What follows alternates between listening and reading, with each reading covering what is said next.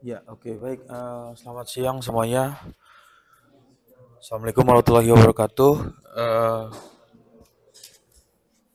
ya, jadi di siang hari ini kita ketemu lagi di mata kuliah perpindahan kalor dan massa. Nah, di pertemuan sebelumnya itu sudah membahas mengenai bilangan non dimensional ya. Jadi ada bagaimana melakukan analisis untuk kondisi perpindahan panas yang terjadi secara konveksi itu dianalisis dengan pendekatan non-dimensional number. Ada bilangan RE, Reynolds number, Strouhal number, kemudian ada bilangan Prandtl ya, Prandtl number. Lalu di bagian berikutnya ini kita coba untuk menceritakan tentang kondisi HE, heat exchanger, karena pada saat nanti melakukan atau merancang suatu sistem yang berhubungan dengan perpindahan panas, ada namanya proses pertukaran kalor, heat exchanger ya, alat tukar kalor. Alat tukar kalor ini bekerja dengan menggunakan bisa 3 prinsip ya, perpindahan panas secara konduksi, kemudian secara konveksi maupun secara radiasi. Tetapi di bagian ini yang akan bahas jadi bahan diskusi ya. Jadi nanti kalau misalnya ada yang mau ditanyakan, ini menceritakan bagaimana pola aliran yang dilakukan atau yang terjadi pada HE atau heat exchanger tersebut. Untuk heat exchanger, alat penukar kalor ini ada namanya kondisi aliran yang biasa dikenal dengan parallel flow. Jadi kalau diperbesar ya tampilannya, ini merupakan gambaran aliran paralel. Kenapa dikatakan paralel? Karena arah alirannya sama ya, dari ini kan dari kiri ke kanan ya. Yang warna biru hot hot in, kemudian hot out, maksudnya saluran keluar. Kemudian fluida yang dingin masuk dari bawah ya, tetapi arah alirannya sama, sehingga dinamakan paralel parallel flow. Lalu bagaimana dengan yang counterflow? Untuk counterflow arah alirannya berlawanan. Ini bisa diperhatikan dari gambar. Ini merupakan gambar ilustrasi. Arah alirannya berlawanan, bisa terlihat ya, dari kiri keluar ke kanan. Kemudian untuk fluida yang dingin dari kanan ke kiri. Ini yang dinamakan counterflow. Nah, dari arah aliran yang berbeda memberikan karakteristik temperatur, nilai temperatur ya, nilai ini T itu artinya suhu, temperatur. Untuk temperaturnya ketika arah alirannya parallel flow, yang ini paralel dengan yang satunya counterflow, memberikan arti arah aliran yang berbeda, hasilnya yang didapat apa? Distribusi suhu atau distribusi temperaturnya juga mengalami perbedaan ya. Ini bisa dilihat di bagian ini. Ketika arah alirannya parallel flow, ini suhu fluida panasnya ini mengalami penurunan, trennya seperti ini. Sedangkan yang counterflow, grafiknya, arah grafiknya seperti ini. Ya. Kemudian untuk yang fluida dingin begini arahnya, yang untuk parallel flow. Kemudian untuk counterflow arahnya seperti ini. Perbedaan-perbedaan ini memberikan arti atau karakteristik khusus bahwa arah aliran memberikan pengaruh terhadap penurunan suhunya, atau memberikan arti suhu tersebut bisa saja mengalami distribusi yang berbeda ketika arah aliran yang diberikan pada fluida dingin ya, cold fluid, dengan hot fluid itu dengan kondisi parallel flow maupun counter flow. Kemudian untuk HE ini seringkali alat ini digunakan untuk mentransfer panas antara dua fluida yang memiliki perbedaan suhu tanpa adanya proses pencampuran ya antara fluida tersebut. Kenapa dikatakan tidak ada pencampuran? Karena di bagian ini, di zona ini tidak ada fluida yang mengalami pencampuran antara fluida panas dengan fluida dingin karena dibatasi oleh dinding.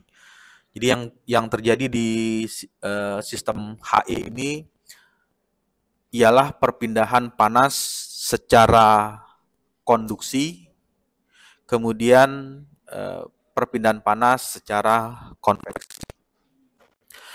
Prinsip kerjanya, panas mengalir dari fluida yang bersuhu tinggi ke fluida bersuhu rendah. Jadi prinsip utama dari perpindahan panas akan terjadi jika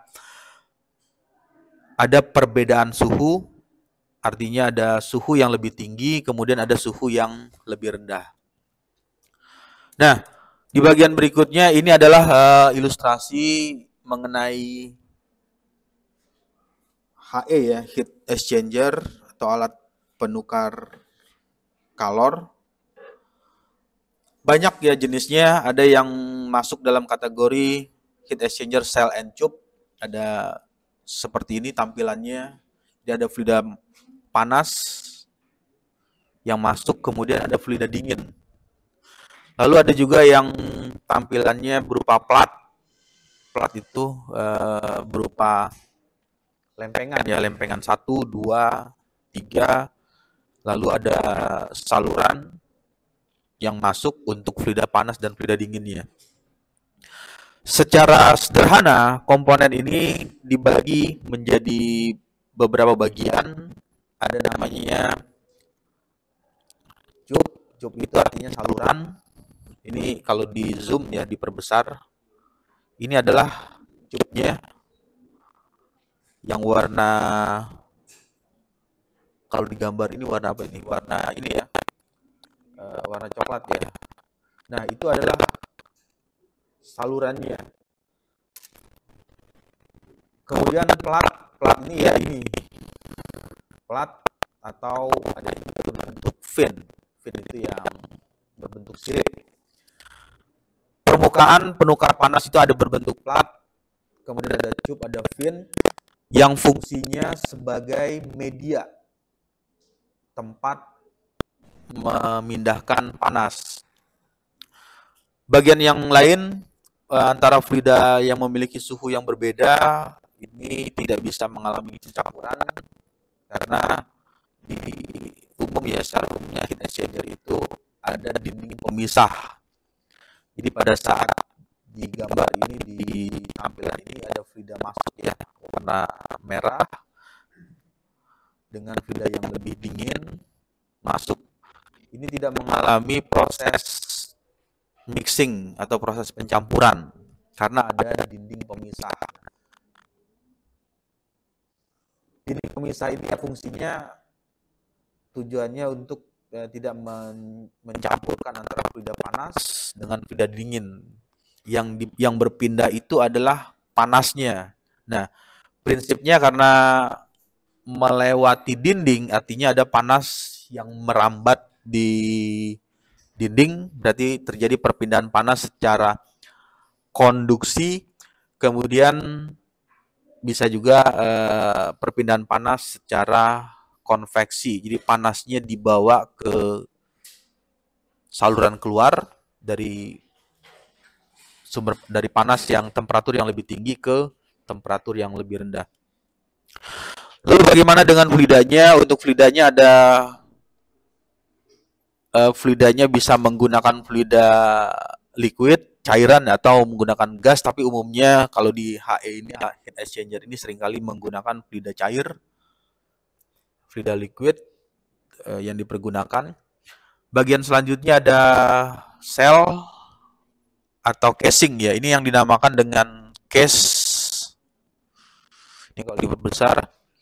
Nah, ini yang warna aluminium ya, atau warna seperti ini. Ini adalah case-nya atau casingnya, wadahnya untuk fluida tersebut mengalir. Jadi kalau dilihat gambar ilustrasinya, ini ada fluida masuk di bagian sini, kemudian fluida tersebut keluar. Nah, bagian selanjutnya jenis-jenis HE. Yang tadi ada HE yang masuk dalam kategori parallel flow. Parallel flow itu artinya arah alirannya sama. Jadi arah alirannya bisa diilustrasi ya, dari ilustrasi gambar. Ini membaca aja dari tanda panah. Arah alirannya sama. Jadi kalau misalnya dari kiri ke kanan, berarti antara saluran 1 dengan saluran 2 itu arahnya sama.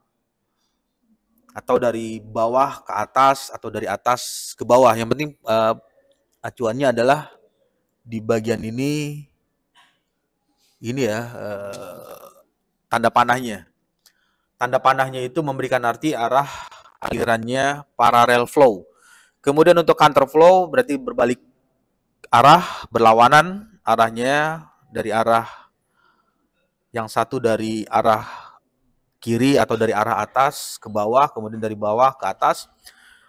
Kemudian yang untuk cross flow, yang di cross flow ini seperti berbeda ya antara counter flow dan yang terakhir itu cross flow. Arahnya melakukan penyilangan. Jadi arah fluidanya bersilangan. Yang satu dari bawah ke atas, kemudian yang untuk cross flow-nya dari kiri ke kanan atau dari kanan ke kiri.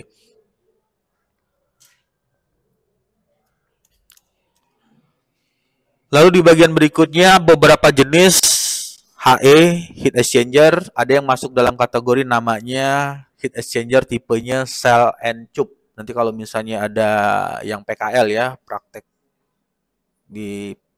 kerja lapangan ya. Nanti misalnya ada PKL yang di tempat industri atau di pembangkit listrik, itu seringkali menemukan heat exchanger yang modelnya seperti ini, cell and tube. Kemudian ada lagi model heat exchanger double pipe, ada yang berbentuk plat logam disusun berlapis. Ini sering ditemukan di HVAC. HVAC itu heat ventilating air conditioning. Fin tube ini dilengkapi untuk area permukaan sebagai pendingin udara. Kemudian ada regeneratif, fluida mengalir bergantian. Jadi ada fluida yang masuk, misalnya temperaturnya lebih tinggi, kemudian fluida itu dikeluarkan melalui media penyimpanan panas. Jadi di bagian ini ada aplikasinya itu di steam turbine ya, turbin gas, atau di sistem yang fungsinya sebagai pemulihan panas. Nah, ini adalah bagian penting pada saat melakukan parameter ya, teknik parameter atau analisis teknik untuk heat exchanger. Yang pertama itu di HE, heat exchanger, mencari yang namanya key, karena menjadi fokus heat transfer itu adalah seberapa cepat nilai kalor atau nilai panas itu bisa merambat atau bisa mengalami perpindahan. Untuk menghitungnya di heat exchanger ini, yang pertama harus mengetahui terlebih dahulu nilai H-nya berapa, koefisien konveksi, kemudian luas permukaan saluran ya. Lalu ada namanya selisih delta T, LMTD. Kalau di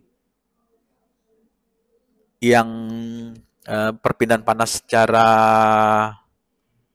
satu ya, maksudnya secara ini ya, secara natural itu kan hanya menghitung delta T, tapi di bagian ini ada delta T LMTD. Kenapa dilakukan seperti itu? Ada penghitungannya karena kondisinya panasnya ini mengalami perpindahan yang cukup panjang. Jadi antara fluida panas dengan fluida yang dingin tidak mengalami kontak secara langsung tetapi dibatasi oleh dinding sehingga menyebabkan distribusi panas yang mengalami pindah. Panasnya yang mengalami perpindahan.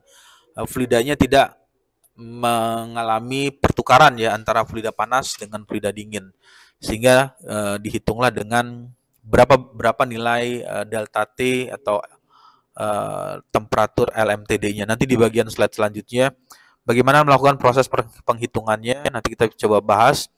Di bagian berikutnya adalah penilaian efisiensi. Apakah nilai HE heat exchanger tersebut masih bagus atau sudah mengalami kondisi yang perlu diganti atau perlu mengalami kondisi perbaikan. Nah, untuk kondisi tersebut harus dihitung persamaan dasarnya ini. Ini adalah rumus sederhananya. Bagaimana menghitung nilai efisiensi dari HE? Ya, persamaannya ini untuk mengetahui kinerja alat heat exchanger. Apakah alat heat exchanger-nya masih bagus atau sudah kurang baik. Yang pertama dilakukan adalah dengan cara mencari terlebih dahulu nilai Q aktualnya.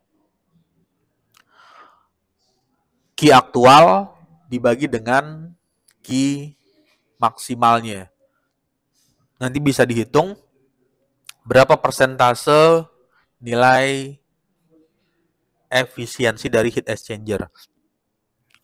Kemudian ada NTU ya. NTU ini merupakan singkatan number of transfer unit. Digunakan untuk desain dalam model heat exchanger seperti tadi ada model yang cross flow atau parallel flow atau counter flow itu nanti bisa dihitung dengan persamaan nilai NTU-nya. Bagian selanjutnya aplikasi yang relevan ya. Kalau untuk di bidang mechanical engineering atau teknik mesin itu HE seringkali ditemukan di radiator mobil mentransfer panas dari mesin ke udara. Bagaimana panas yang dikeluarkan oleh mesin ini bisa dipindahkan dengan cepat atau bisa didistribusikan dengan lebih cepat ke lingkungan sekitarnya. Itulah fungsi dari radiator. Bagian berikutnya ada evaporator, kondensor AC. Ini melakukan transfer panas dari ke udara atau dari udara ke dalam sistem tersebut. Yang lain untuk pembangkit listrik. Pembangkit listrik itu pembangkit listrik tenaga uap ya, pembangkit listrik tenaga uap atau PLTU. Ini juga menggunakan prinsip kerja dari heat exchanger. Ada sistem pemanas boiler namanya, memanaskan fluida cair berubah dari cairan berubah menjadi uap.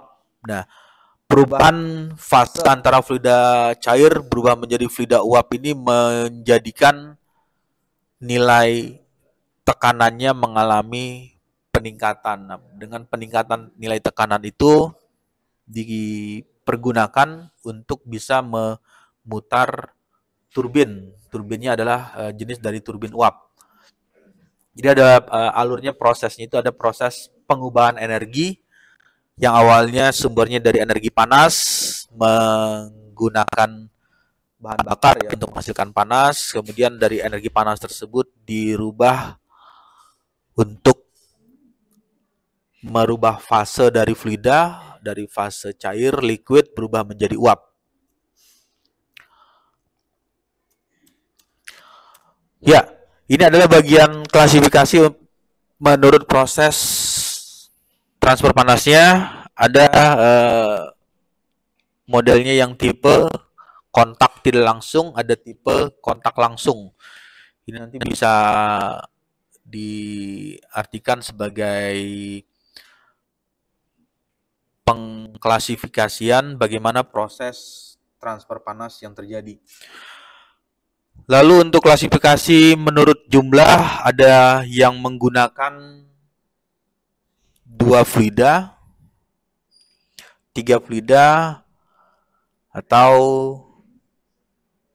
N fluida. Artinya fluidanya tersebut bisa lebih banyak lagi ya, bisa 4 fluida. Jadi ada fluida cair, gas, kemudian ada misalnya ada memasukkan nanofluida ya, fluida nanofluida, nanofluid itu juga bisa diklasifikasikan menurut jumlah fluidanya. Kemudian klasifikasi menurut permukaan kompaknya, ini ada gas cair, kemudian dari cair dan perubahan fase.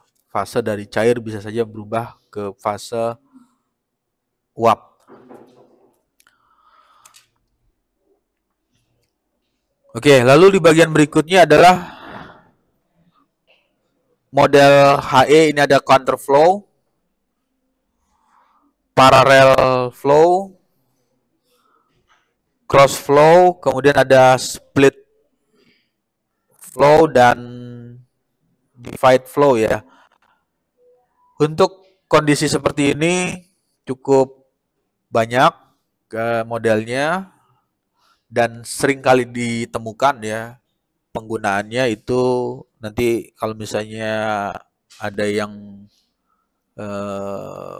PKL, nanti coba cari kondisi untuk macam-macam HE, heat exchanger. Nah, ini seringkali ditemukan aplikasinya untuk arah aliran yang kondisinya counterflow, parallel flow, dan di bagian lainnya ada cross flow dan split flow. Lalu bagaimana klasifikasi dari HE ini berdasarkan mekanisme perpindahan panas. Ada perpindahan panas satu fase, jadi satu fase. Kemudian ada perpindahan panas secara konveksi satu fase ke satu sisi. Ada lagi perpindahan panas yang terjadi kombinasi perpindahan kalor, konveksi, dan radiasi, dan di bagian lain ada perpindahan konveksi dua fase ke kedua sisinya. Nah, ini adalah LMTD. Nanti coba buka di buku teks ya, buku e-booknya untuk HE, heat exchanger. Ada teorinya mengenai LMTD.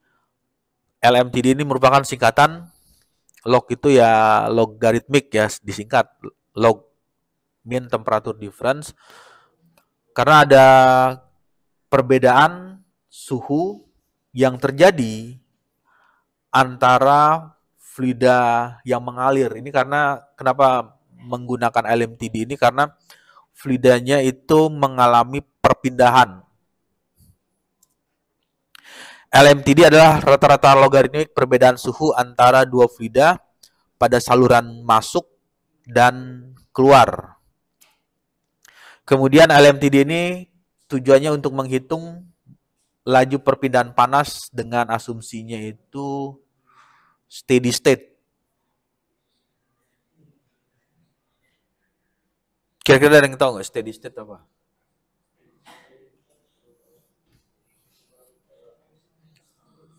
Steady state.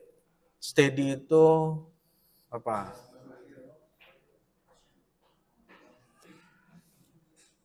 State itu keadaan. Steady itu keadaan yang tuna. Steady state itu jika diartikan keadaan tuna adalah kondisi di mana variabel di sistem tidak berubah terhadap waktu. Jadi kalau misalnya di heat exchanger tersebut dalam waktu misalnya katakanlah waktunya itu 60 detik ya, 1 menit. Ini antara detik 1, detik kedua, ketiga, keempat, kelima ini tidak mengalami perubahan. Meskipun energi atau massa tetap mengalir di dalam sistem tersebut. Jadi pada kondisi perhitungan yang menggunakan LMTD, ini asumsinya adalah kondisinya steady state. Kondisinya dalam kondisi steady state. Nah, ini merupakan governing equation atau persamaan pengatur LMTD ya untuk menghitung nilai ini, log mean temperature difference-nya itu. Yang pertama delta T1, delta T1 itu diartikan ini ya. Ini kalau di zoom, nah ini adalah penjelasannya. Delta T1 itu sama dengan temperatur H itu panas ya, temperatur panas masuk dikurang temperatur dingin. T cool, temperatur suhu dingin ya yang keluar. Jadi suhu panas masuk dikurang suhu dingin yang keluar. Ini merupakan selisih suhu antara fluida panas masuk dan fluida dingin. Lalu untuk delta T2-nya bisa dihitung selisih suhu antara fluida panas keluar dan fluida dingin yang masuk. Suhu antara fluida panas yang keluar dikurang dengan fluida dingin yang masuk. Lalu dibagi LN. LN itu apa? Singkatannya. Len ya, logaritmik natural ya. Nah, logaritmik natural ini ya tinggal dihitung dengan mengetahui terlebih dahulu berapa nilai delta T1 dibagi dengan delta T2 itu adalah nilai LMTD-nya. Oke, lalu yang bagian berikutnya ini merupakan tampilan dari ilustrasi ya untuk kondisi parallel flow, kemudian ada counterflow. Untuk LMTD-nya ini bisa dihitung. Yang dimaksud dengan delta T1 ini T temperatur panas masuk ya, berarti temperatur yang ada di sini. Nah, ini ada temperatur panasnya masuk dikurang dengan temperatur dingin. Jadi di bagian sini masuk dikurang temperatur yang dingin keluar. Lalu untuk delta T2-nya, temperatur panas yang keluar berarti temperaturnya di sini. Temperaturnya di sini dikurang dengan temperatur dingin, TC-in ya, berarti yang masuk. Nah, temperatur yang masuknya di sini. Ini dikurang ini, itu adalah nilai delta T2-nya. Lalu apa fungsi dari mengetahui LMTD? LMTD digunakan dalam persamaan dasar ini untuk mengetahui seberapa besar nilai ini. Jadi di bagian akhir tujuannya untuk menghitung LMTD ini untuk dapetin ini. Untuk mendapatkan nilai heat flux-nya. Heat flux itu laju aliran panas. Seberapa cepat panas mengalami perpindahan secara counterflow atau secara parallel flow.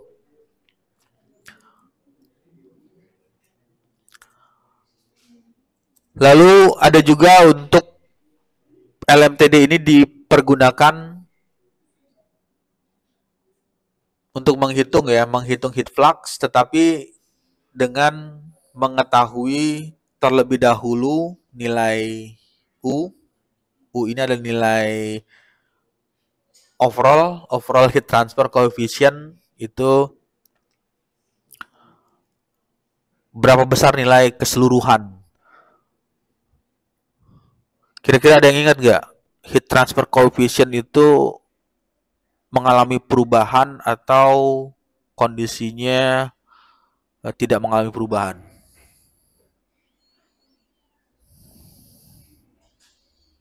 Untuk ini apa HE ya, heat transfer coefficient.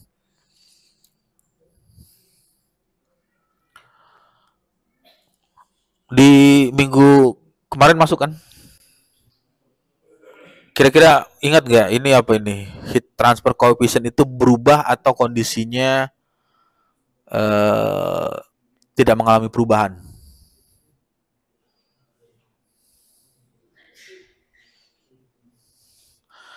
Nah, di bagian ini HE itu selalu mengalami perubahan ya karena koefisien dari heat transfer ini dipengaruhi oleh namanya aliran laminar flow atau aliran turbulent flow. Jadi perlu diperhatikan juga. Makanya yang kemarin itu kenapa mencari yang namanya bilangan non-dimensional, ada nilai RA,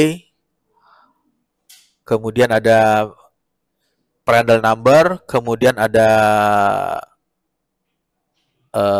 satu lagi RA, Prandtl number, Reynolds number ya. Itu dilakukan tujuannya untuk mengetahui terlebih dahulu berapa besar nilai heat transfer coefficient-nya. Lalu bagian yang selanjutnya, kapan nilai LMTD ini digunakan?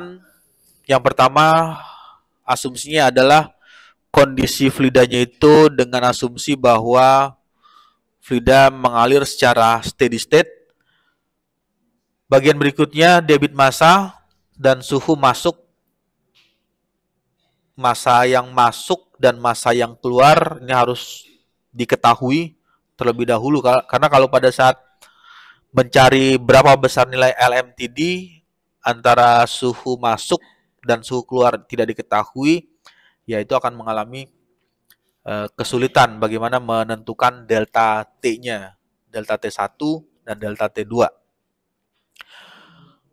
Lalu bagian yang berikutnya, LMTD ini sesuai atau cocok ya untuk penggunaan kondisi aliran yang kondisinya parallel flow dan aliran counter flow.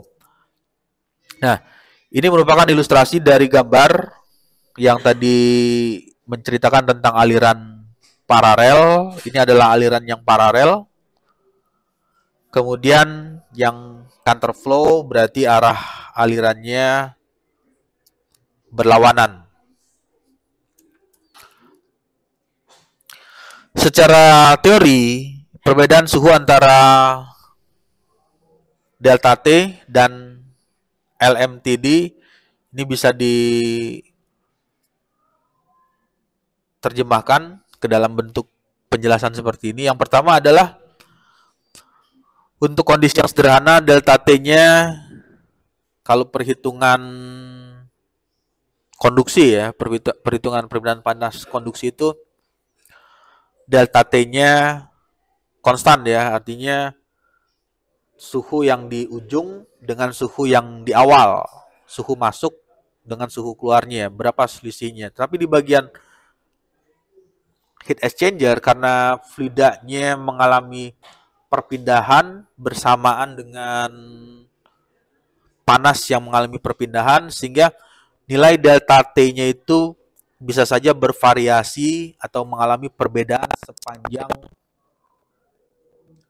nilai heat exchanger. Makanya tadi di persamaannya itu menggunakan ada namanya LEN, logaritmik natural. Itu karena kondisinya seperti ini. Kondisinya variasi sepanjang penukar. Lalu bagian yang berikutnya untuk konsepnya, secara konsep delta T sederhana ini kurang akurat, tetapi penghitungan dengan metode LMTD ini lebih akurat ya, lebih mendekati kondisi aktualnya. Kemudian di bagian berikutnya digunakan dalam perkiraan kasar, sedangkan ini untuk LMTD itu untuk kondisi yang desain tekniknya dengan harapan hasilnya itu lebih presisi jika dibandingkan menghitung berapa nilai delta T secara konstan dibandingkan dengan menghitung delta T secara pendekatannya LMTD. Oke, sampai sini ada yang mau ditanyakan nggak? Mudah ya. Nah, untuk bagian yang berikutnya untuk heat exchanger kompleks seperti cross flow digunakan. Ini persamaannya ada namanya nilai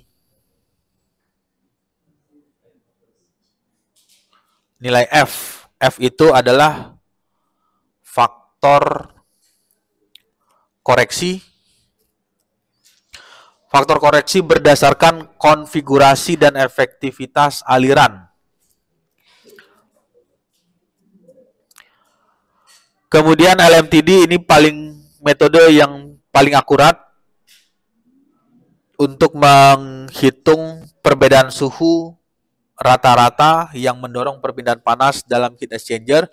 LMTD mempertimbangkan perubahan suhu sepanjang alat dan menjadi fondasi utama dalam melakukan desain untuk heat exchanger. Nanti kalau ada yang skripsi atau tugas akhir melakukan analisis dengan LMTD nanti bisa diterapkan untuk model heat exchanger. Oke, sampai sini ada pertanyaan? Ada ya? Nah, di bagian yang berikutnya, kalau misalnya tidak ada pertanyaan,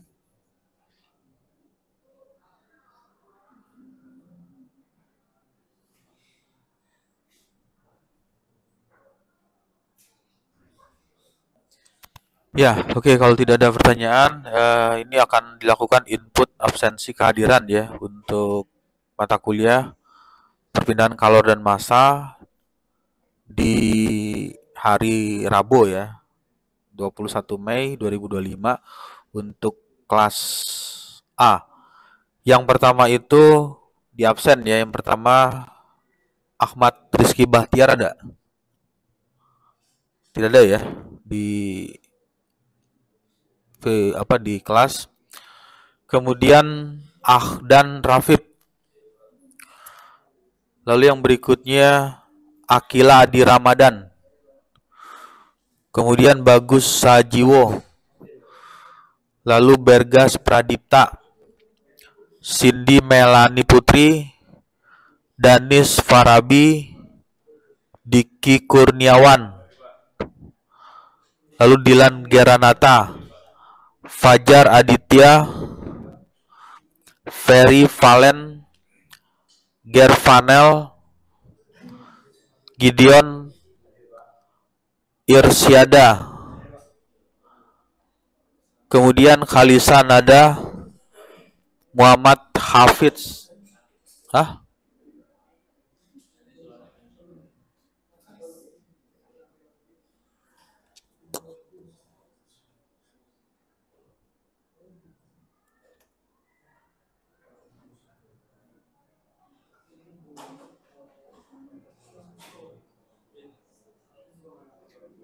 Sakit apa? Meriang.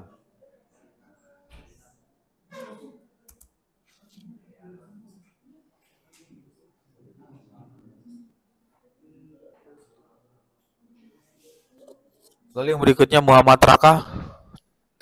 Selanjutnya Muhammad Talfan. Muhammad Arkan Syaputra. Muhammad Dian Fakhri. Muhammad Husain Al-Fikri. Muhammad Raka Angkasa. Lalu Prananda Setiawan. Putri Maharani. Raden Muhammad. Berikutnya Rafli. Selanjutnya Rahmat Aji Sawal. Kemudian Rajwa.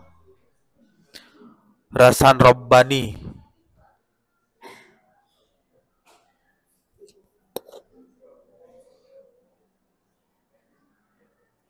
Itu sakit apa?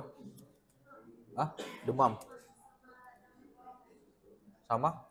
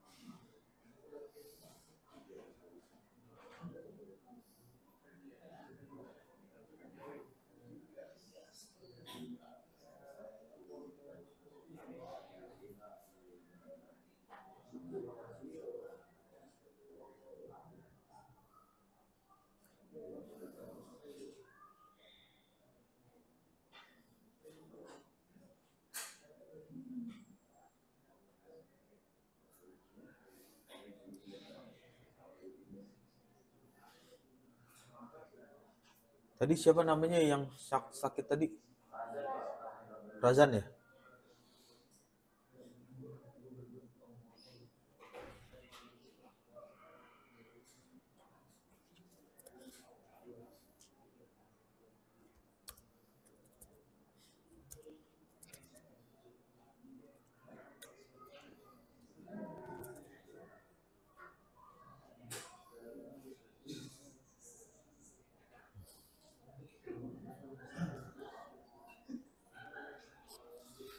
Kemudian berikutnya Randy. Ada nggak? Hah? Nggak ada ya? Kemudian Rido Ardi Pangestu, lalu Rizky Deskian, terakhir Wibi. Sakit diare.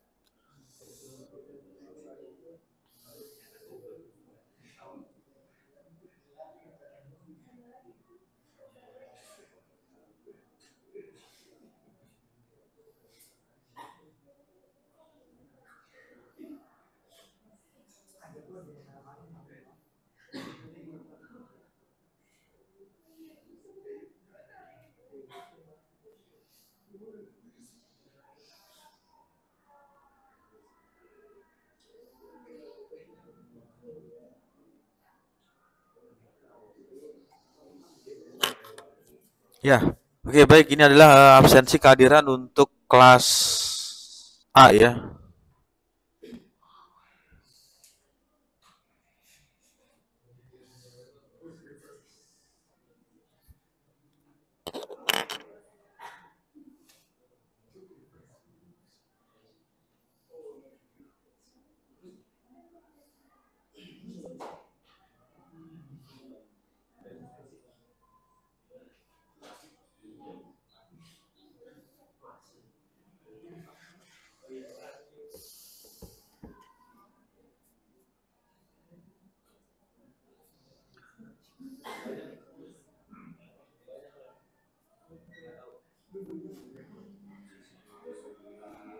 Eh, tugas mandiri ya untuk perkuliahan di siang hari ini untuk mata kuliah perpindahan kalor dan massa di pertemuan ke berapa tadi? Ke-13 ya. Oke, kalau tidak ada pertanyaan mungkin saya rasa cukup ya untuk siang hari ini untuk kelas A. Nanti bisa berpindah atau bergantian dengan yang kelas B-nya.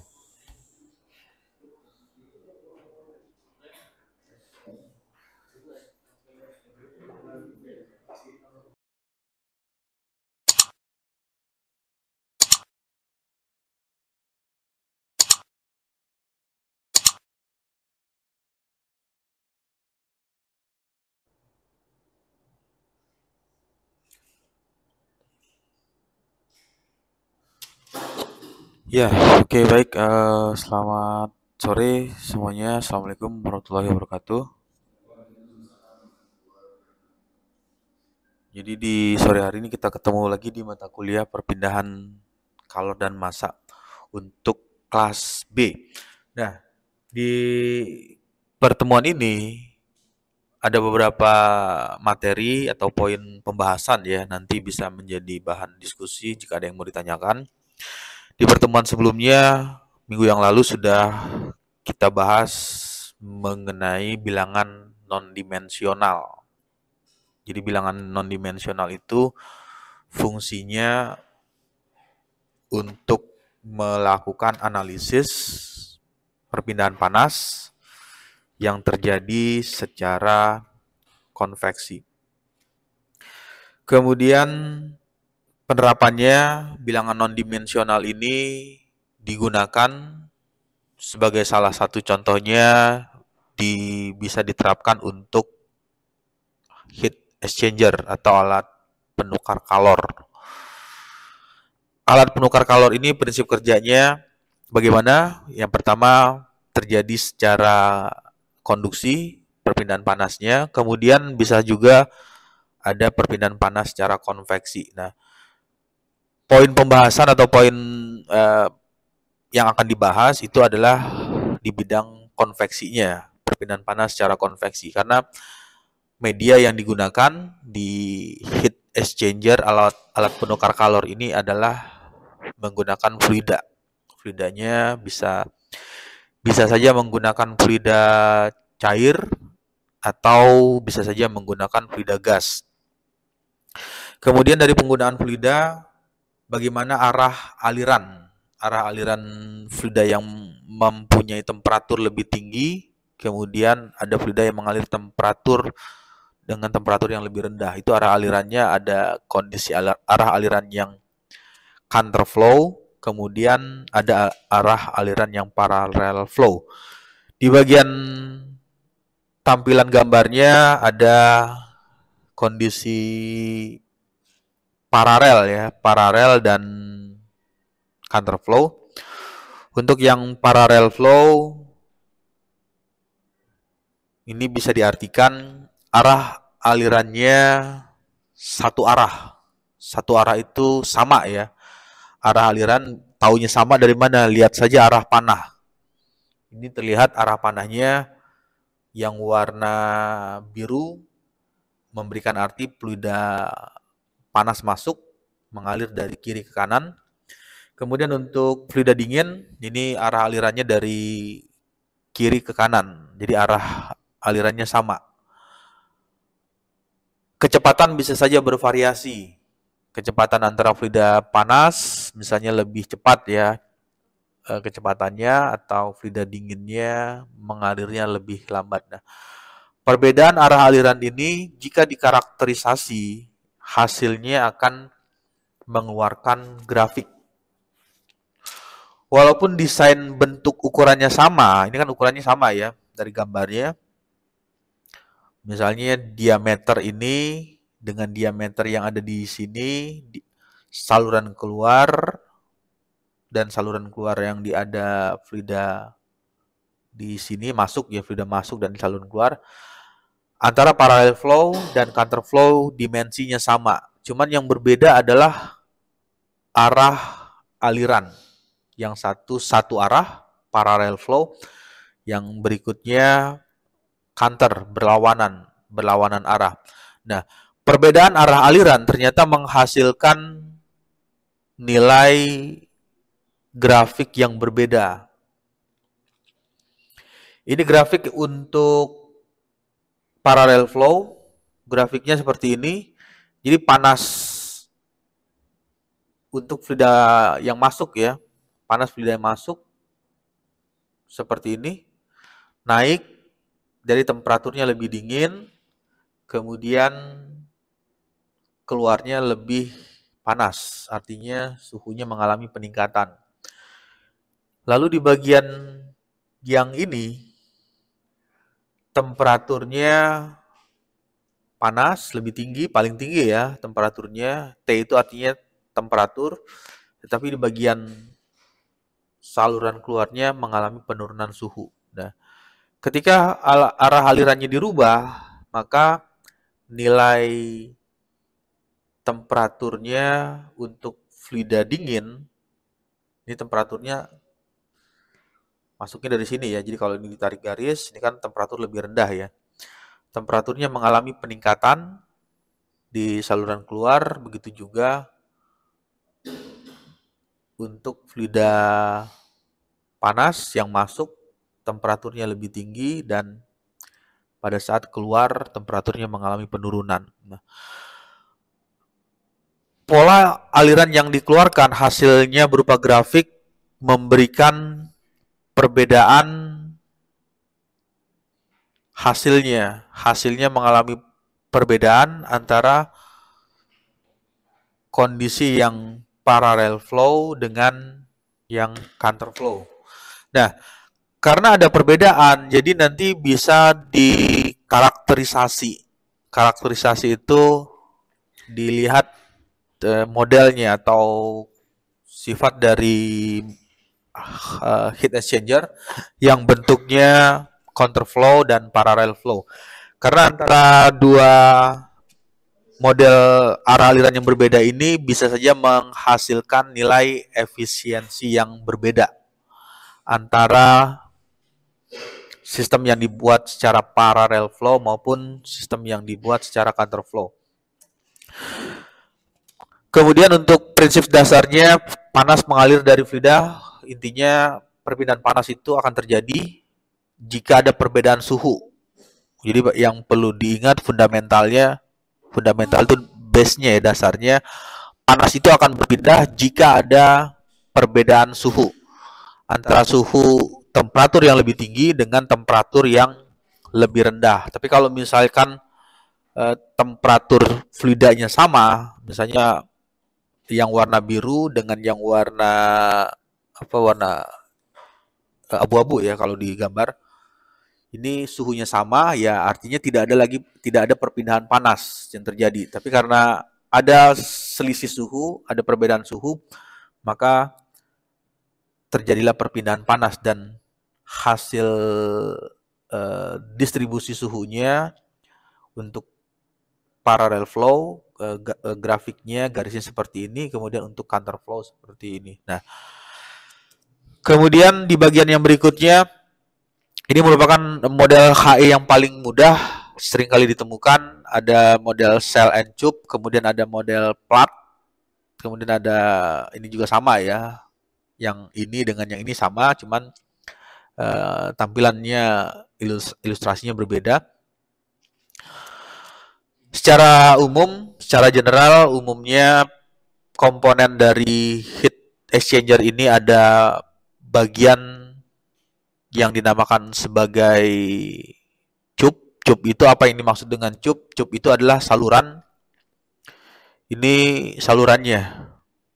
Nah, cup berupa pipa-pipa ya. Pipa yang digambar ini warna warna coklat ya. Nah, itu adalah pipanya. Itu yang dimaksud dengan cupnya. Kemudian ada plat. Kalau plat itu ya seperti ini, yang berupa plat ini yang dimaksud dengan plat. Dan fin itu berbentuk sirip. Ada yang berbentuk sirip persegi, kemudian misalnya ada yang berbentuk lingkaran. Nah, itu adalah bagian yang komponen dari heat exchanger. Kemudian heat exchanger selalu memiliki dimensi yang dinamakan dengan dinding pemisah.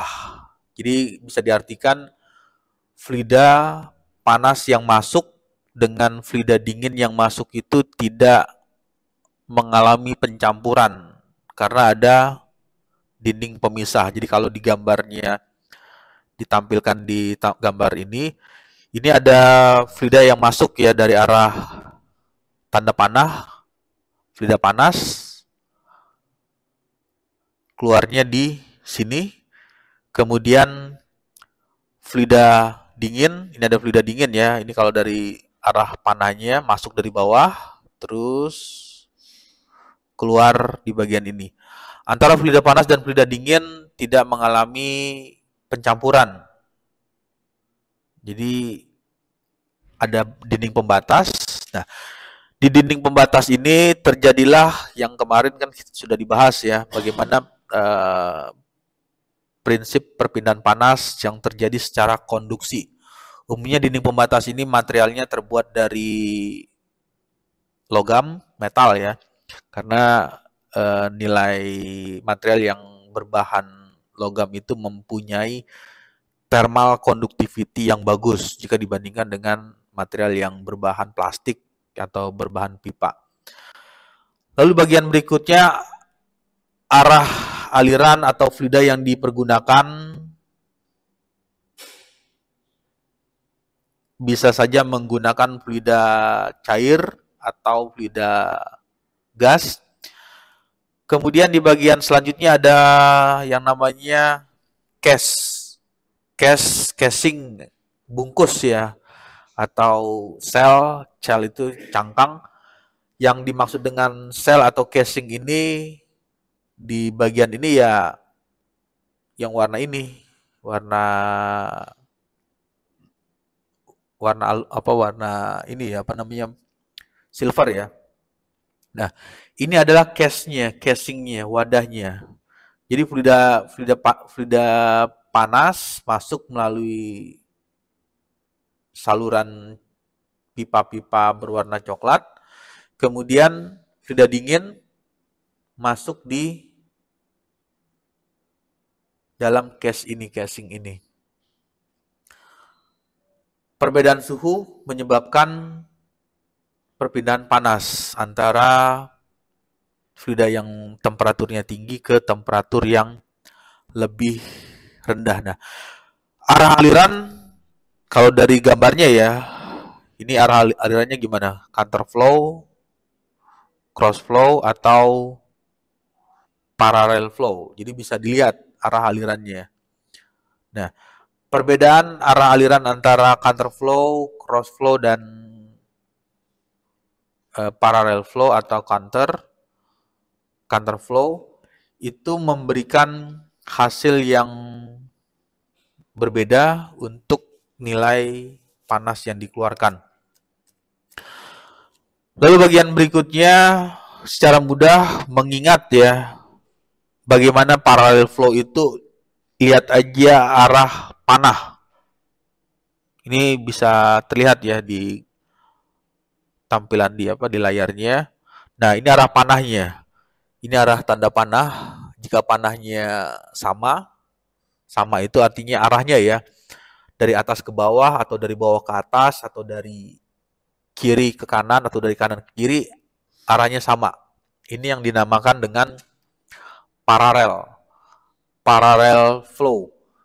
Lalu untuk counter flow berarti berlawanan, kondisinya arahnya ada yang dari atas ke bawah, dari bawah ke atas. Pokoknya intinya crossing, berlawanan arah. Dinamakan counter flow.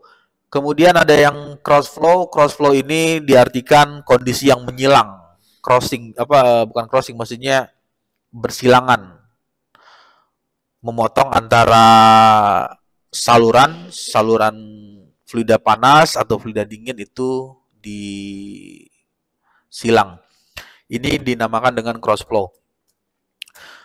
Lalu bagian yang berikutnya adalah jenis HE exchanger berdasarkan struktur. Yang pertama ada masuk dalam tipenya cell and tube, double pipe. Double pipe itu 2 pipa. Lalu ada yang menggunakan plat. Plat ini seringkali digunakan contohnya di pendingin HVAC atau untuk pengkondisian udara untuk tempat tertentu, misalnya untuk mendinginkan makanan atau minuman, seringkali menggunakan tipe heat exchanger yang modelnya berbentuk plat. Lalu ada fin and tube, dilengkapi sirip untuk permukaan besar sebagai pendingin udara. Regeneratif, fluida mengalir bergantian. Jadi ada fluida yang mengalir secara bergantian ya di sistem melalui penyimpanan panas, kemudian setelah panas tersebut terserap di sistem tersebut untuk didinginkan, maka disalurkan atau dialirkan fluida yang memiliki temperatur lebih rendah. Nah, prinsipnya seperti itu. Jadi fluida mengalir bergantian melalui media penyimpanan panas. Kemudian di bagian selanjutnya, analisis teknik.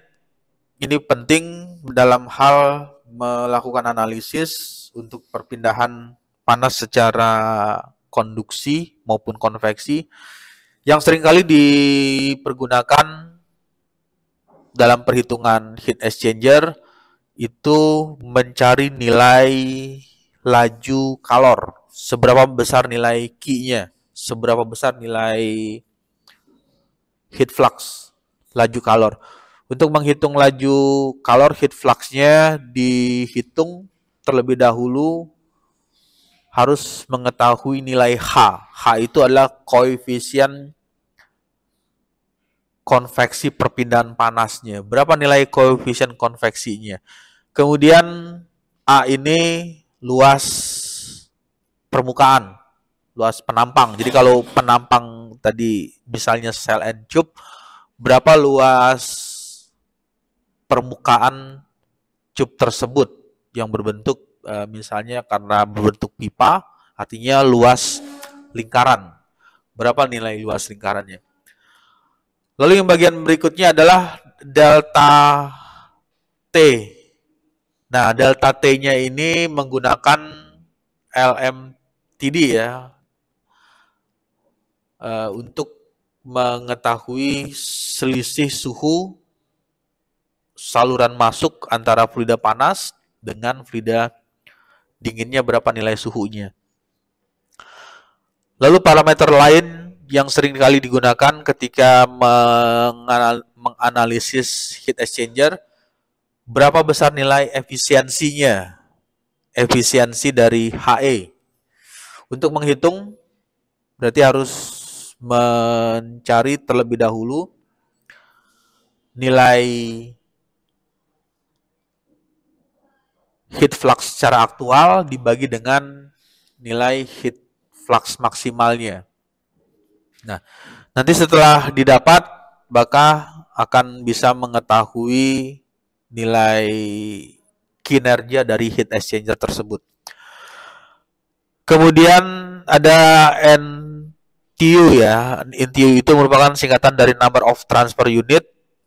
Ini seringkali dipergunakan nilainya dalam hal mendesain heat exchanger, berapa besar nilai HE heat exchanger-nya untuk misalnya untuk rancangan yang tadi cross flow, parallel flow atau counter flow. Jadi nanti bisa melakukan dengan menggunakan nilai number of transfer unit.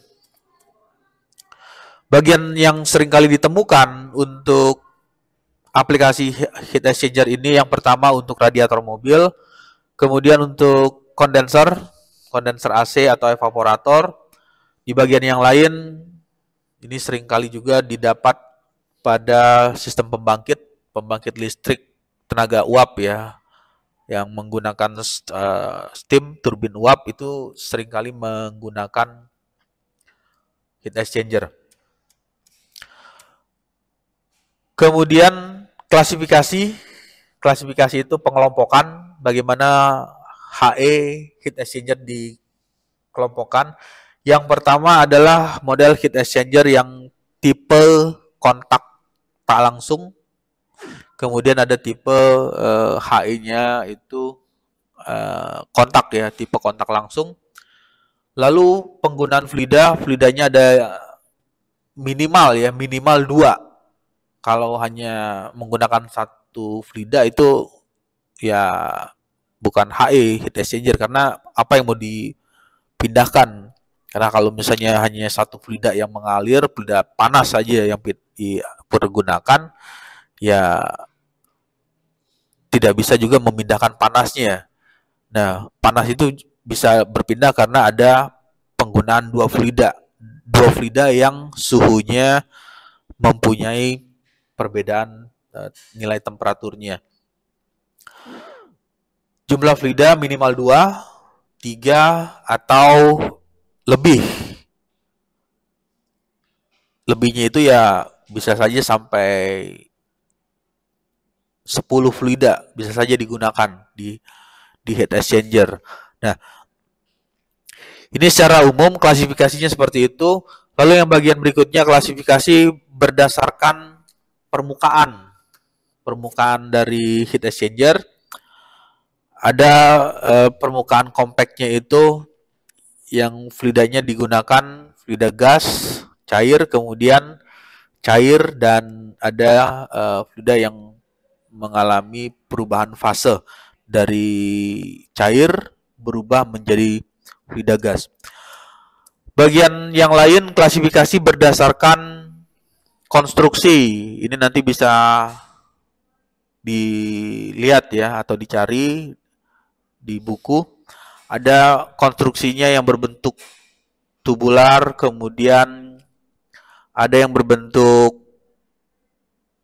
plat. Plat ini juga nanti dibagi lagi, ada plat spiral, plat coil, ada berbentuk sirkuit. Jika dibagi lagi, ada bagian yang bentuknya untuk ini ada cell and tube. Nah, itu klasifikasi secara konstruksinya, secara desain ya. Desainnya itu bentuknya beragam. Di bagian selanjutnya untuk bagian ini berdasarkan klasifikasi berdasarkan mekanisme perpindahan panas. Yang pertama ada perpindahan panas secara konveksi single phase. Single phase itu satu fase tetapi terjadi di kedua sisi. Kemudian ada konveksi satu fase atau satu sisi di sisi yang lain, dan di bagian yang lain ada kombinasi perpindahan kalor, konveksi, dan radiasi. Jadi ada kondisi panas yang berpindah secara konveksi, kemudian diikuti ada radiasi yang terjadi di sistem heat exchanger tersebut. Di bagian yang lain, ini perpindahan panasnya secara konveksi dua fase dan di kedua sisi. Jadi antara sisi kiri atau sisi kanan atau sisi yang berbeda itu mengalami perpindahan panas secara konveksi. Hal yang penting di heat exchanger untuk perhitungan mencari nilai delta T ini bisa dilakukan dengan menggunakan LMTD yang biasa disingkat dari logarithmic. Log itu logarithmic ya, logarithmic mean temperature difference. Jadi dihitung secara rata-rata perbedaan temperaturnya. Nah, untuk nilai LMTD ini fungsinya supaya bisa mengetahui perbedaan suhu antara suhu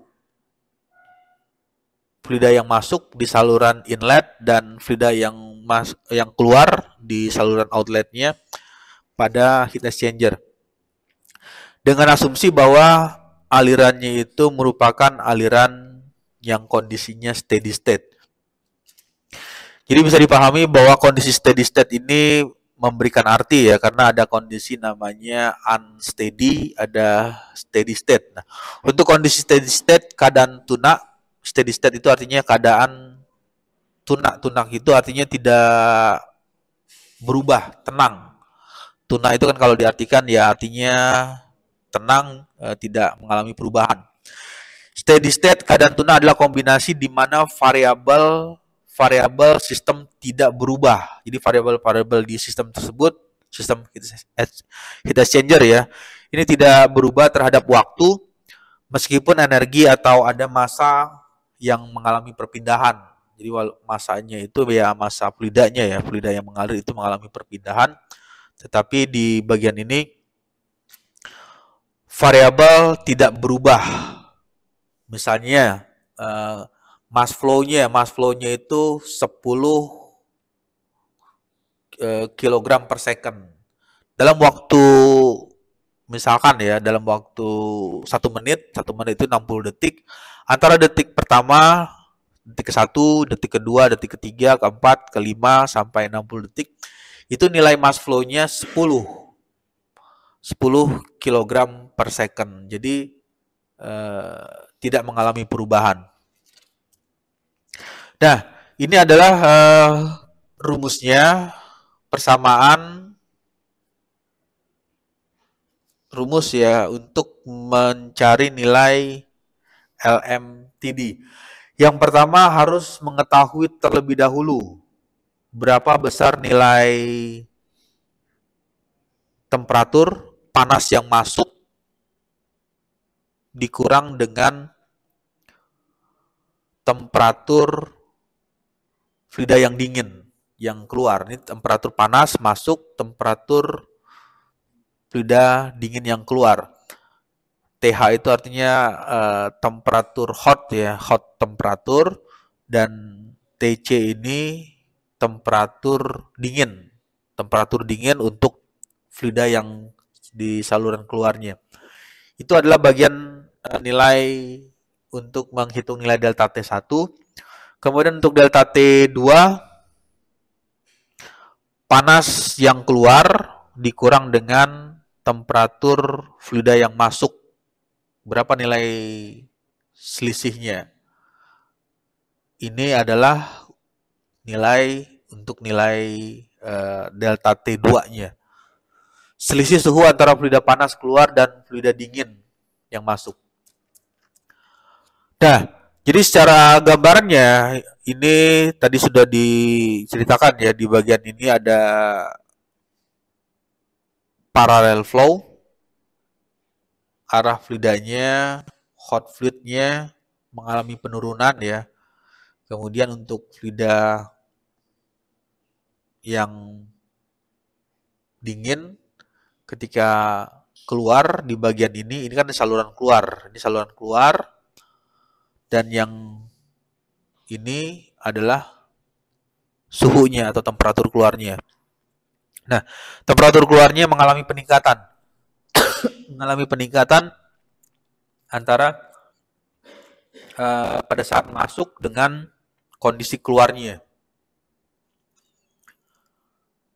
Kemudian untuk fluida yang panas mengalami penurunan, kebalikan. Jadi di bagian ini suhunya lebih tinggi, tetapi ketika keluar di titik ini suhunya mengalami penurunan.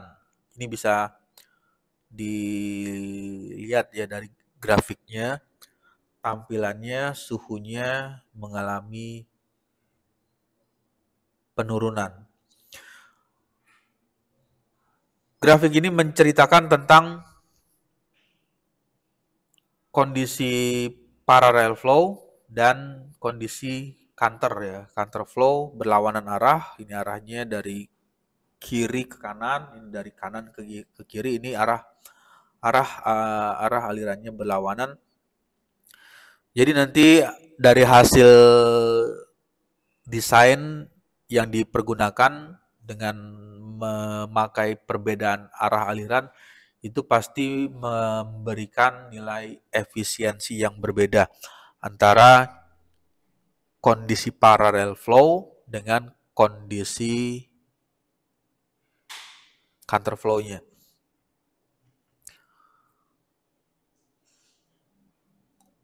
Oke, sampai sini ada mau ditanyakan? Mudah ya untuk memahami kondisi heat exchanger, terus melakukan perhitungan untuk nilai LMTD-nya.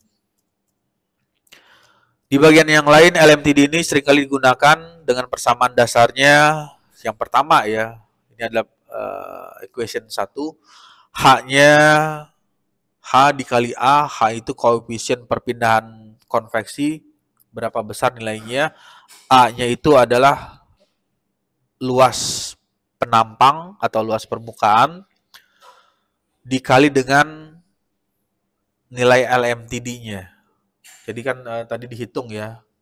Nah, jadi harus terlebih dahulu mendapatkan nilai ini, nilai LMTD-nya. Jadi nanti setelah didapatkan nilai LMTD, nanti bisa diketahui nilai Q. Jadi tujuan utama membuat heat exchanger itu ya mencari nilai heat flux. Nah, apa yang didapatkan setelah mendapatkan perhitungan nilai heat flux ya artinya semakin tinggi nilai heat flux maka heat exchanger tersebut semakin bagus. Jadi kalau nilai heat flux-nya tinggi dengan nilai heat flux-nya rendah atau kurang ya berarti nilai heat exchanger atau sistem yang dibuat tersebut nilainya kurang baik nilai heat exchanger-nya. Bagian yang berikutnya adalah menghitung nilai heat flux-nya dengan persamaan nilai U. U itu overall koefisien U itu adalah overall heat transfer ya. Overall heat transfer coefficient keseluruhan. Keseluruhan artinya keseluruhan koefisien heat transfer. Berapa nilai koefisien heat transfer yang ada pada fluida dingin, kemudian berapa nilai koefisien heat transfer pada fluida panasnya. Jadi setelah didapatkan nanti bisa dihitung juga dengan nilai ini. Nilai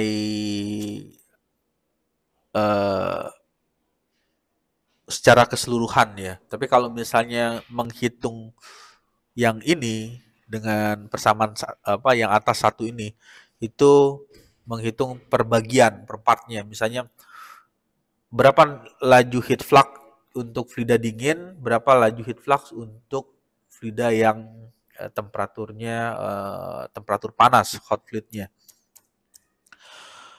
Kemudian kapan nilai LMTD itu digunakan? Yang pertama saat kondisinya steady state. steady state itu kondisi tuna ya.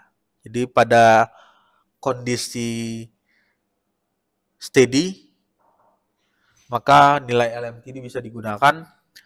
Kemudian untuk debit massa dan suhu masuk, debit massa dan suhu masuk keluar diketahui, itu bisa menggunakan LMTD. Tapi kalau misalnya tadi temperatur fluida panasnya tidak diketahui, yang masuk ya datanya tidak diketahui, kemudian temperatur fluida panas yang keluar diketahui. Nah, jadi ada bagian temperatur yang tidak diketahui ini pada saat menggunakan LMTD ini tidak bisa dipergunakan rumusnya. Jadi nanti menggunakan teori yang lain, menggunakan perhitungan dengan metode yang lain. Bagian yang selanjutnya ada kondisi parallel flow dan counter flow. Jadi cocok untuk model LMTD yang sistem paralel maupun yang counter flow. Jadi parallel flow dan counter flow ini sesuai penghitungannya menggunakan metode LMTD. Nah, ini ilustrasi gambarnya. Yang parallel flow itu seperti ini. Kemudian yang counter flow ini bisa dilihat dari arah panahnya berlawanan ya. Nah, itu adalah arah aliran parallel flow dan counter flow. Bagian yang selanjutnya adalah perbedaan antara delta T dan LMTD. Nah, pada saat penggunaan delta T-nya konstan itu antara temperatur masuk dengan temperatur keluar ya, tidak mengalami perubahan.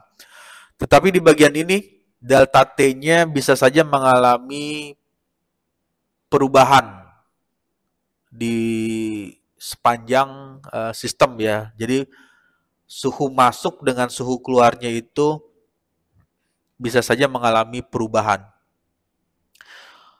Bagian yang lain dalam hal keakurasian untuk metode LMTD penggunaannya lebih akurat jika dengan delta T yang sederhana. Digunakan dalam perkiraan dasar. Perkiraan dasar itu maksudnya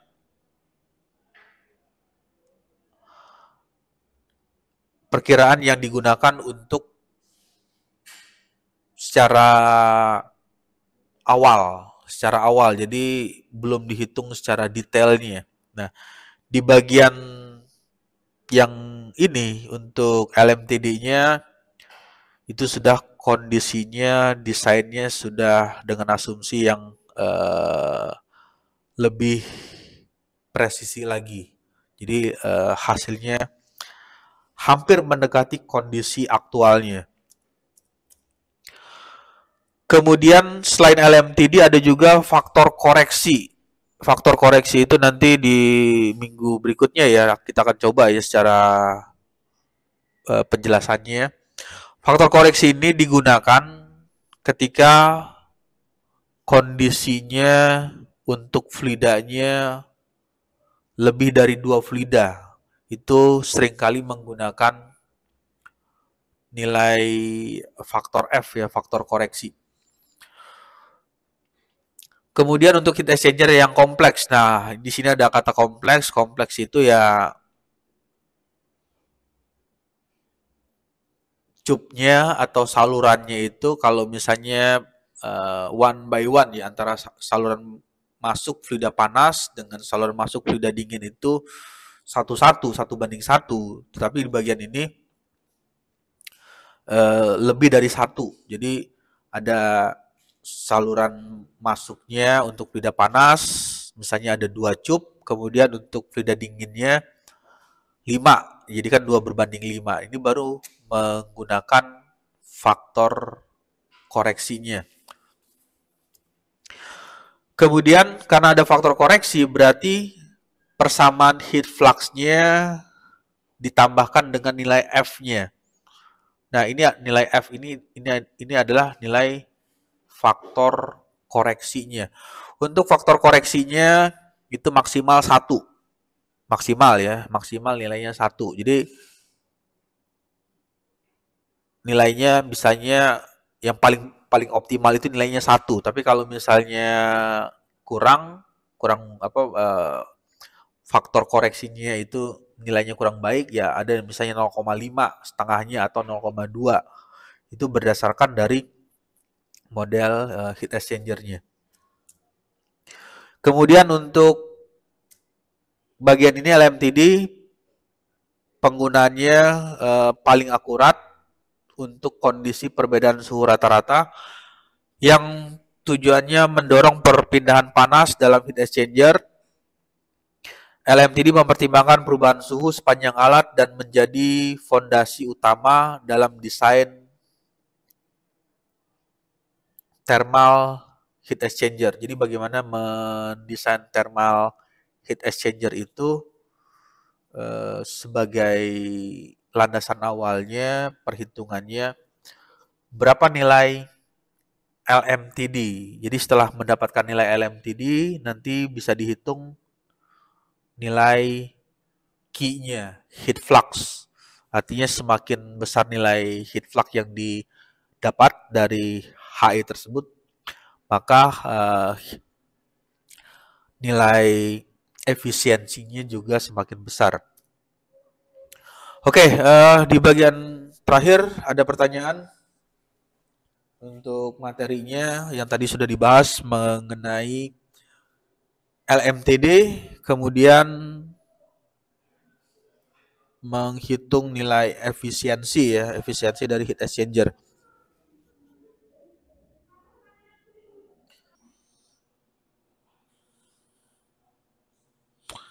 Ya, oke, baik. Kalau tidak ada pertanyaan dengan materi yang tadi, saya akan input absen perkuliahan untuk kelas B ya, perpindahan kalor dan massa di pertemuan ke-13. Nah, di bagian ini pertemuan ke-13-nya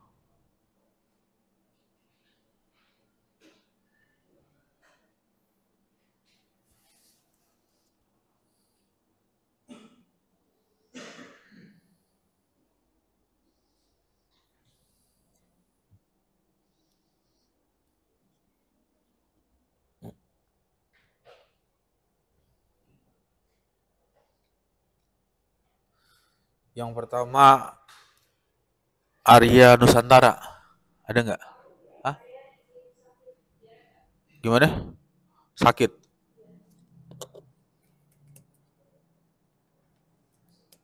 Sakit apa? Diare?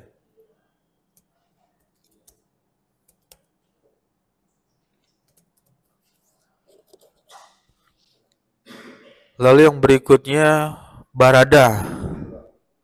Oke. Kemudian Immanuel Christopher.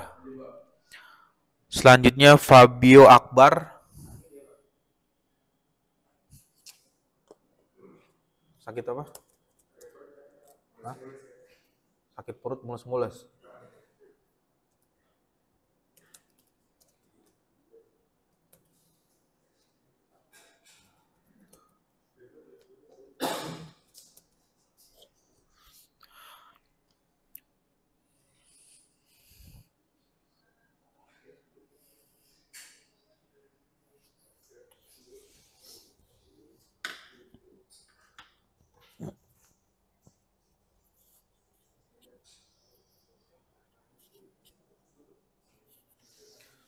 Oke, lalu yang berikutnya Fahrullah Makmun.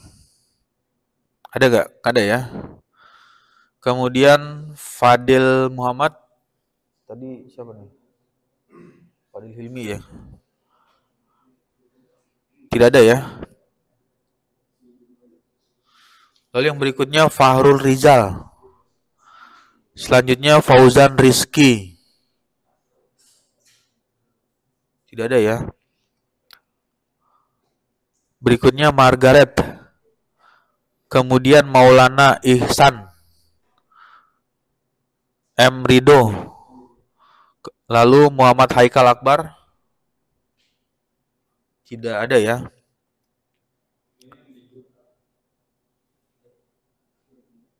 Oh, Haikal Akbar ya.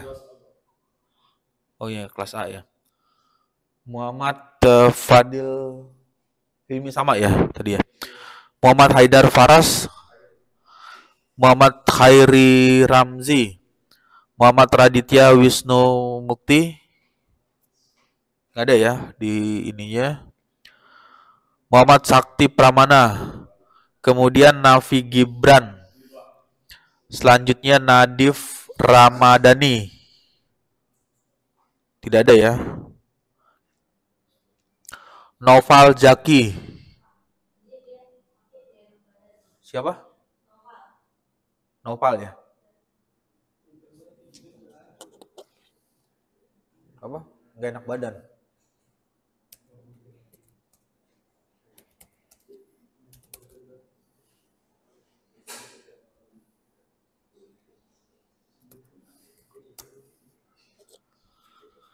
Kemudian yang berikutnya Pradipta, Raditya Pascal, ada? Tidak ada ya.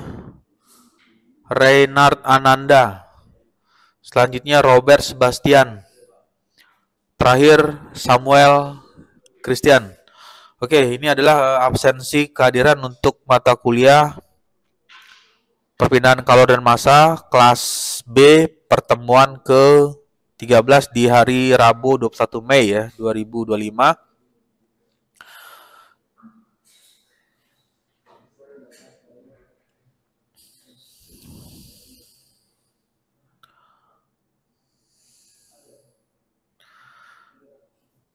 Oke, ada pertanyaan dengan materi yang tadi? Kalau tidak ada, mungkin saya rasa cukup. Dan di bagian akhir, umpan balik atau feedback dari perkuliahan untuk mata kuliah perpindahan kalor dan massa ini sebagai tugas mandirinya, nanti bisa menonton lagi ya atau melihat lagi penjelasan materinya. Di bagian awal tadi sudah diceritakan tentang heat exchanger. Heat exchanger itu alat penukar kalor ya. Ada yang tipenya counterflow. Nah, pertanyaannya atau di tugas mandiri ini ada suatu sistem namanya mesin diesel menghasilkan air pendingin yang keluar dari mesin dengan suhu 80 derajat Celcius. Jadi pada saat saluran keluarnya suhunya 80 derajat Celcius, kemudian dialirkan ke dalam heat exchanger yang modelnya counterflow. Counterflow itu artinya arah alirannya berlawanan. Didinginkan dengan suhu lingkungan 25 derajat Celcius. Setelah melewati heat exchanger, air pendingin keluar pada suhu 50 Celcius, sementara air lingkungan di lingkungannya keluarnya 45. Yang menjadi pertanyaan, jika diketahui nilai kapasitas panas dari air pendingin itu 2,5 kW per Celcius, berapa nilai laju perpindahan panas? Laju perpindahan panas ini artinya nilai Q-nya, heat flux-nya, laju perpindahan panas yang terjadi di sistem heat exchanger tersebut. Bagian berikutnya, yang kedua ada desain ya, sebut saja engineer. Seorang engineer ini melakukan rancangan untuk HVAC di gedung menggunakan heat exchanger modelnya tipe counterflow. Berarti kalau counterflow arah alirannya berlawanan. Data suhu yang diketahui dari desain tersebut, air panas masuk dengan temperatur 80 Celcius, keluar 50 derajat Celcius. Air dingin masuk 25 Celcius dan keluar 45 Celcius. Yang menjadi pertanyaan, berapa nilai LMTD-nya untuk sistem tersebut dengan tipe heat exchanger-nya counterflow. Kemudian yang ketiga, radiator di mobil Diketahui datanya ada laju perpindahan panas, berarti nilai Q. Kalau sudah keluar laju perpindahan panas itu nilai Q-nya, nilai heat flux-nya. Nilai heat flux-nya 75 kW, koefisien perpindahan panas total diketahui nilainya 500. Kemudian untuk LMTD-nya 29,72 Celcius, yang menjadi pertanyaan luas permukaan. Luas permukaan itu berarti nilai A-nya. Luas permukaan minimal ya, minimum itu nilai minimumnya yang dibutuhkan oleh sistem radiator tersebut agar performa pendinginan bisa tercapai maksimal. Berapa nilai minimum yang diizinkan. Kemudian yang keempat, boiler dilengkapi dengan heat exchanger untuk memanaskan air. Jadi tujuan dari boiler ini tujuannya adalah untuk memanaskan air, dilengkapi heat exchanger. Air panas masuk 80 Celcius, keluar 50 Celcius, kemudian air dingin masuk 25 derajat Celcius dan keluar 45 derajat Celcius. Yang menjadi pertanyaan nilai efisiensi dari heat exchanger tersebut. Tentukan efisiensi perpindahan panas. Berapa nilai efisiensi tadi sudah dibahas ya, nilai contoh persamaannya untuk mencari nilai efisiensi perpindahan panas sistem heat exchanger. Kemudian di bagian akhir ini menceritakan sistem pelumas di mesin industri.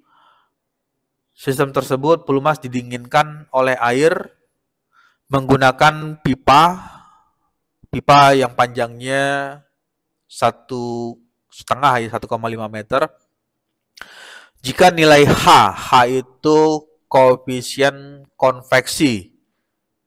Jika nilai koefisien konveksi dari sistem tersebut 500 watt per meter kuadrat Celcius, K-nya ini merupakan thermal conductivity, nilainya 0,6 watt per meter derajat Celcius. Yang menjadi pertanyaan bilangan non-dimensionalnya, nozzle number-nya berapa? Sebagai penentu atau memberikan indikasi apakah efisiensi perpindahan panas terjadi secara konveksi tersebut di dalam sistem ini berfungsi dengan efisien atau tidak. Nah, berapa nilai nozzle number-nya? Ya, itu adalah tugas mandiri. Nanti coba dibuka lagi teorinya. Nanti saya akan kirimkan materi perkuliahannya yang tadi dibahas. Nanti bisa menjawab ya, atau bisa memahami bagaimana perpindahan panas secara konveksi untuk heat exchanger. Oke, baik, kalau tidak ada pertanyaan dari materi yang tadi disampaikan, mungkin sudah cukup di sore hari ini untuk mata kuliah perpindahan kalor dan massa.